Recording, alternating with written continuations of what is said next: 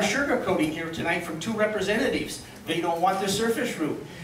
South Pasadena was finally given back the right to say no. They were given back the right to say no only after Caltrans publicly stated that there will be no surface route. And there is no surface route anywhere in any of these positions that, alternatives that are being mentioned.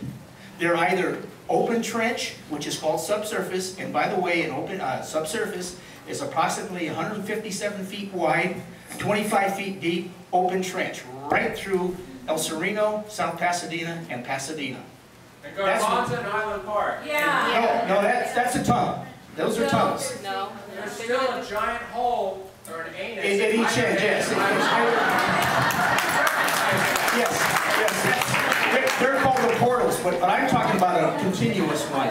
So you know, I don't know how many of you are from El Sereno, but it doesn't matter what alternative is selected. The community of El Sereno, as we now know it, will cease to exist. And it's because of people like Huizar, Cedillo, De Leon, Villaraigosa, all of them. They are trying to sugarcoat this. And what you should be demanding is not to have someone from Caltrans or Metro here. Demand they personally come here and answer your questions on why they're trying to take it. Oh, we're for the surface. We're not against the freeway. I mean, we're against the surface route, but we want a tunnel. We don't want a tunnel through Garvanza, but we'll take it through South Pasadena because we're NIMBYs. We don't care about the other people. It's not your backyard. They're going to bulldoze your The house. No 710 Action Committee understands that this issue is not a community-wide, but a regional issue. What we do up here is going to have a profound and negative effect everywhere in the region.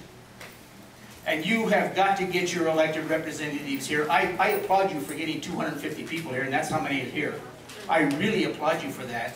But you've got to get 250 people here when Huizar is standing here. You've got to get 250 people when Cedillo is standing here. You've got to get 250 people when Villaraigosa is standing here, and when Lori Molina is standing here.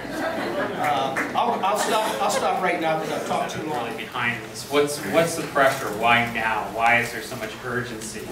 Right. Another thing that's not really being talked about, or part of the Metro conversation, is the Panama Canal is being widened and deepened right now. Yes. Thank you for saying It is that. going to be open sometime in 2015. Yes. And the port owners and all the international shippers that are down there, what they want to get done is a clear path through. And you know why? Because they expect to lose up to 25% of the freight traffic through Los Angeles. You know, to Houston, to New Orleans, to Baltimore, because when they can go through the new, deeper, with those huge, big ships that they put together, that's what this is all about. They want to solve that problem to get that freight from there to there so they can all bank that money and make that happen.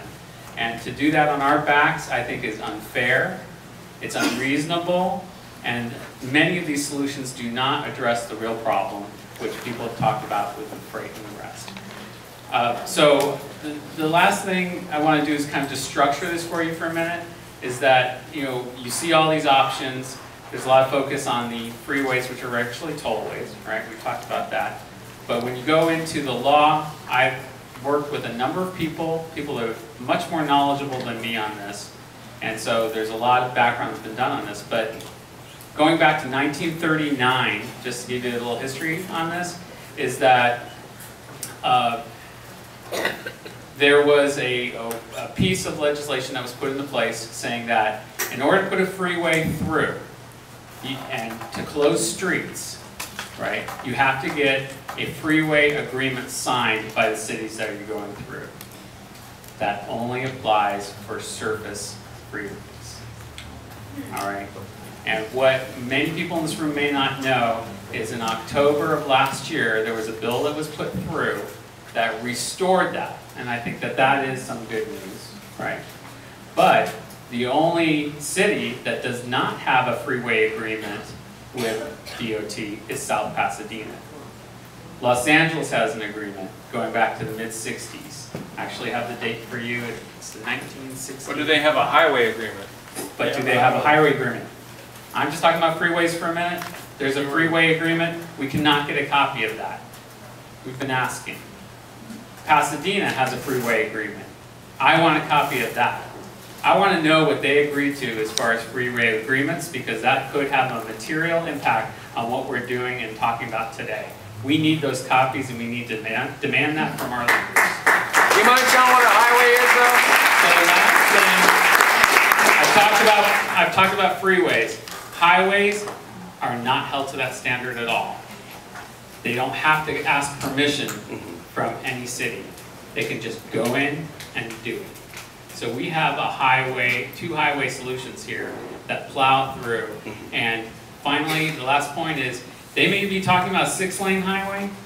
The only way to make it a highway instead of a freeway is they need to add additional access lanes for the property owners along that. So a 6-lane highway is actually an 8-lane highway.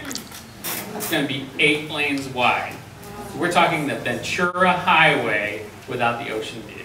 Right? That's what I'm talking about. That's what's going to be plowing through all these neighborhoods. Island Park. I say all these neighborhoods include Highland Park, Vermont, and the rest. So get the flyer. There's links on there because there's a lot more information to get. But thank you, everyone.